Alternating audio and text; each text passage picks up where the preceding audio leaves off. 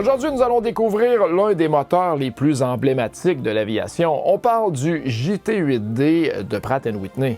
Et en tant que pilote sur le Boeing 737-200, j'ai eu un énorme plaisir à créer cette vidéo. Le JT8D, lancé dans les années 1960 lors d'une expansion fulgurante de l'aviation commerciale, se retire lentement de notre mémoire collective. Oui, parce que les temps où il équipait les avions alignés à Atlanta, Dallas et Chicago, sont malheureusement maintenant révolus.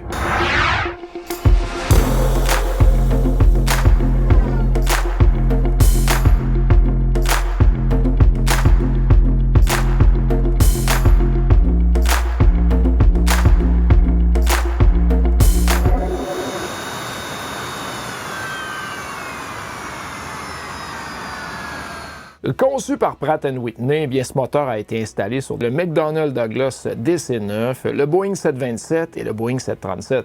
Et son premier vol commercial a eu lieu en 1965, marquant un tournant dans l'évolution des moteurs à réaction. Et grâce à sa performance et sa fiabilité, le JT8D est rapidement devenu le choix favori de nombreuses compagnies aériennes. Et c'est un fait parce qu'on parle, attention, de 14 000 unités produites. Successeur du J-52 militaire, il a été conçu pour répondre à la demande croissante de moteurs compacts pour les avions commerciaux. Et bien que le Boeing 707 Epic ait connu du succès avec le JT3D, les besoins en carburant et le faible rapport de dérivation de ce modèle ont incité Pratt & Whitney à développer un moteur similaire offrant des performances améliorées pour les avions de plus petite taille. Le JT8D, plus petit que son prédécesseur, a légèrement diminué en termes de performance par rapport au moteur du 707. La gamme du JT8D comprend 8 modèles avec une poussée allant de 12 250 à 17 400 livres-force. Et 9 modèles d'avions ont utilisé ce moteur emblématique. Et actuellement, le Boeing 737-200 qu'on vole utilise le JT8D 17. Mais comment fonctionne ce moteur légendaire? Chez Air Inuit, nos Boeing sont équipés de 2 moteurs Pratt & Whitney JT8D 17 à 2 étages de compression. Et avec une poussée de 16 000 livres, le JT8D, c'est un moteur turbofan qui utilise une fan à l'avant pour aspirer l'air. Et attention, il y en a beaucoup qui pensent que c'est un turbojet, mais c'est vraiment un turbofan. Vous allez comprendre pourquoi. L'air est comprimé dans le compresseur, pressurisé avant de pénétrer dans la chambre à combustion. Et là, le carburant est injecté et enflammé, produisant des gaz chauds qui traversent la turbine. Et la fameuse turbine entraîne à la fois le compresseur et la fan. Et cela génère la poussée nécessaire pour propulser l'avion.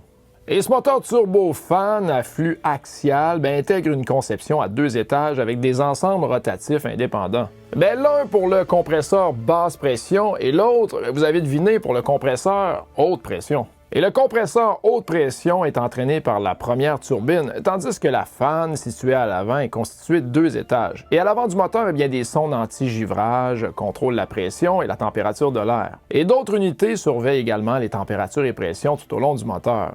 Et c'est à la 13e étage du compresseur que de l'air est récupéré pour l'anti-givrage. Et je parlais de la fan, vous voyez, en avant du moteur, on a l'impression que c'est vraiment le moteur en soi, mais il y a un petit passage qu'on a de la misère à voir ici sur la vidéo, mais il y a un petit passage qui fait tout le tour du moteur. Ça, c'est juste de l'air. Donc, une fan, le principe d'une fan sur un moteur turbofan, c'est d'emmener une quantité de pression d'air pour alimenter le moteur, puis une quantité d'air gratuite qui va faire le tour du moteur. Ça va insonoriser, puis ça va faire quand même une poussée supplémentaire de la fan seulement. Tandis que les moteurs turbojet, il y en a avait pas de fan, imaginez le bruit, il n'y avait aucun coussin d'air tout le tour, pas de poussée juste d'air, c'était vraiment ce qui passait dans le moteur qui s'en allait en arrière. Et le diffuseur à l'arrière du compresseur permet à l'air comprimé de ralentir avant d'entrer dans l'une des 9 chambres de combustion, chacune dotée de 3 tailles d'orifices pour le refroidissement, la combustion et le contrôle de l'air. Le compresseur N1 avec ses 6 rotors comprend la fan d'admission et un ensemble de 3 turbines fonctionnant en roue libre qu'on appelle.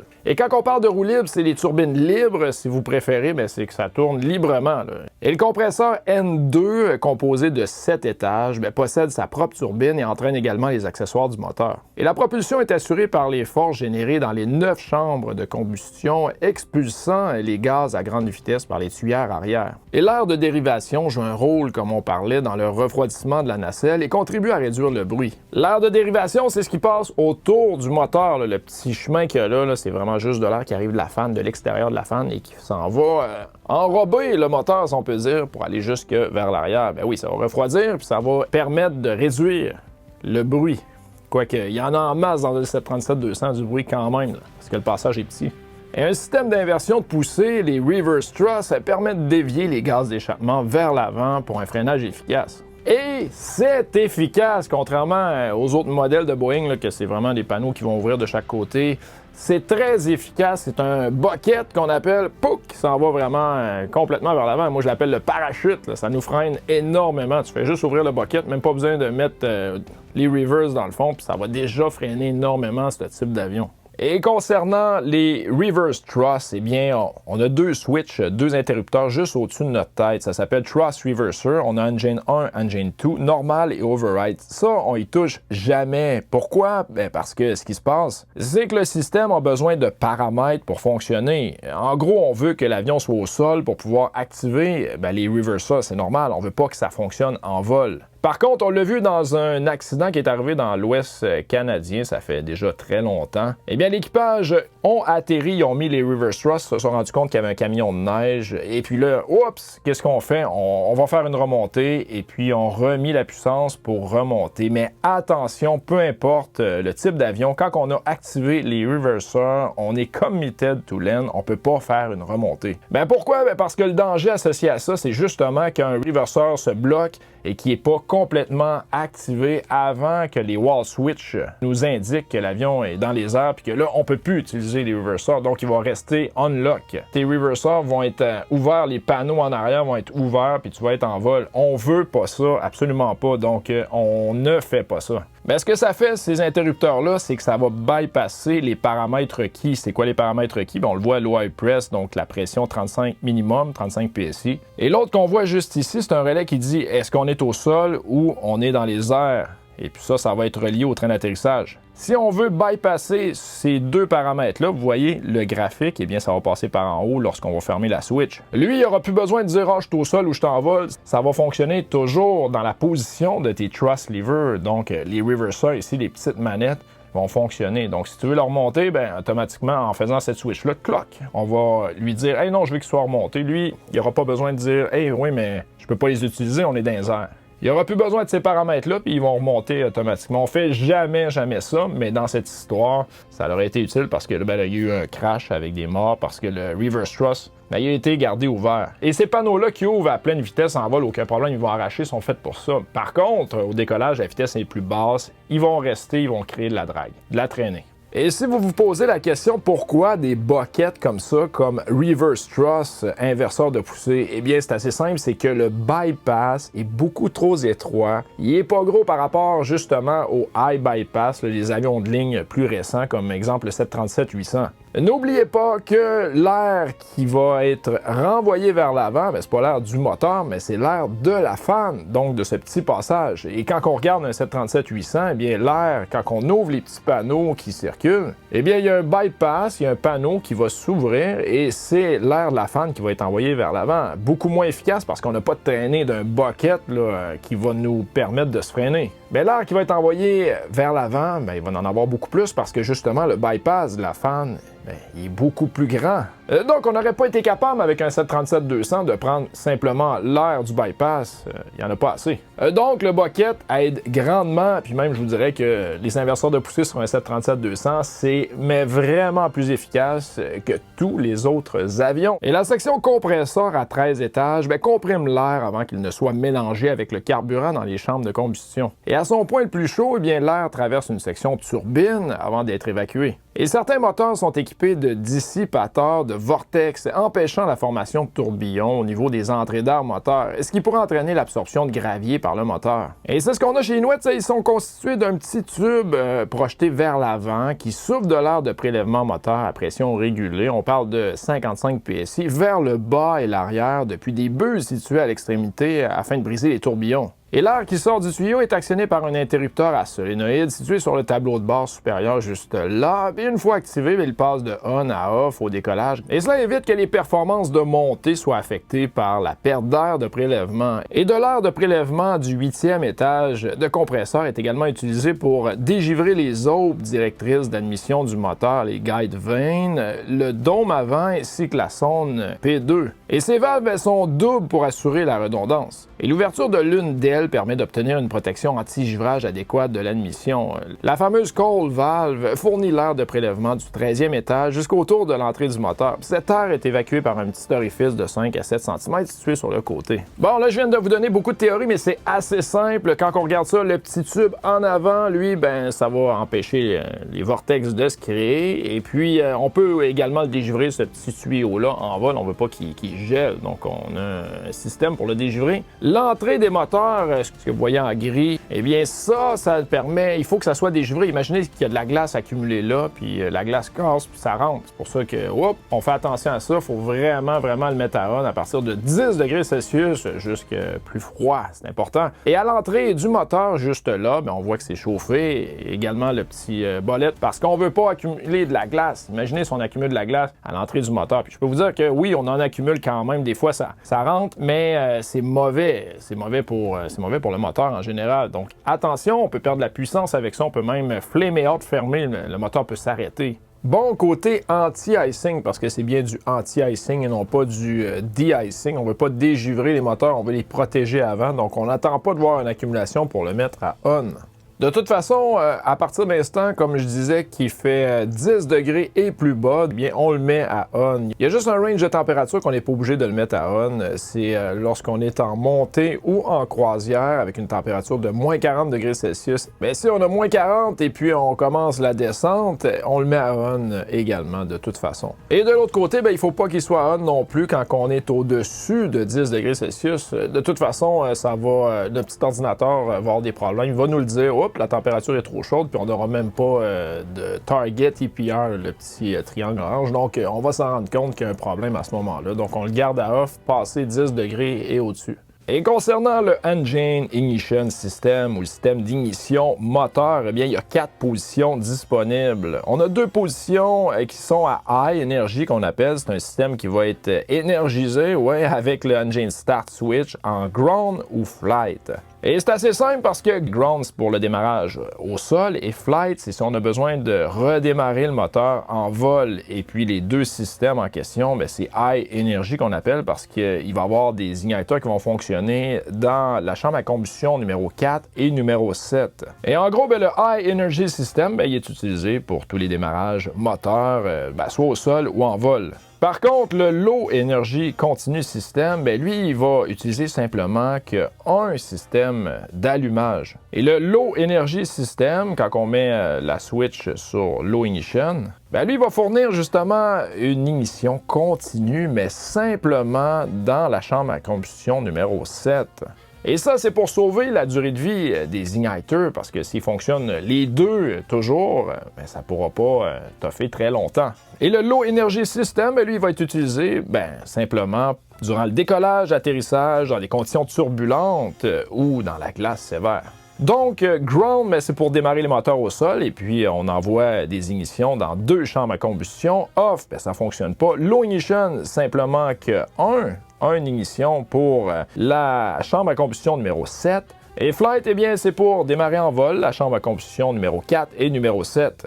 Donc, on n'oublie pas, il n'y a pas des igniteurs dans toutes les chambres à combustion. On a simplement 2 igniteurs par moteur. La chambre à combustion 4 et la chambre à combustion 7. Et puis, on l'utilise simplement la 7 quand on est low ignition, quand on n'a pas besoin justement d'user pour rien. C'est de la prévention. Et la manière de le mettre à on, eh bien, on va commencer par mettre Engine Start Switch sur Low Ignition. La raison pourquoi on met ces switches-là à on avant de mettre notre système d'anti-icing, c'est que si jamais on a accumulé de la glace puis que ça rentre dans le moteur, on veut permettre à l'ignition de fonctionner. Parce qu'on se rappelle, quand on le met à Low Ignition, eh bien, il va y avoir un igniter, donc dans une chambre à combustion diminution qui va être alimentée, un peu comme un barbecue qui n'arrêtera pas, là. Donc, plus facile à repartir. Par la suite, on va mettre les switch Engine Anti-Ice à on et on va vérifier, bien important, que l'Engine Anti-Ice valve Open Light va allumer Bright puis va tomber à Dim par la suite. C'est la manière de savoir que le système fonctionne. Également, on va ajuster l'EPR, l'indication de l'EPR, parce que ça se peut qu'il y ait une diminution puisqu'on utilise du bleed, donc on peut augmenter notre EPR au besoin. Et puis, lorsque l'EPR va être stabilisé, c'est là qu'on va remettre l'Engine Start Switch sur Off. Et lorsque vous avez le petit tuyau, on veut le dégivrer lui également en même temps avec de l'air chaud. Donc, à chaque fois qu'on va mettre l'Engine Anti-Ice à on, on va mettre la petite switch ici sur on pour s'assurer de dégivrer notre petit tuyau. C'est normal, on veut qu'il fonctionne quand on va atterrir. Et lorsqu'on n'a plus besoin de l'anti-givrage pour nos moteurs, c'est assez simple, on va mettre les switches à off. Encore une fois, ils vont tomber bright, les lumières, et ils vont tomber off. On s'assure qu'ils sont off. Et l'EPR indication, on va observer une augmentation, donc on peut l'ajuster en réduisant un peu notre EPR. Et puis par la suite, on peut mettre la switch du petit tube à off également. On n'a plus besoin de dégivrer à ce moment-là.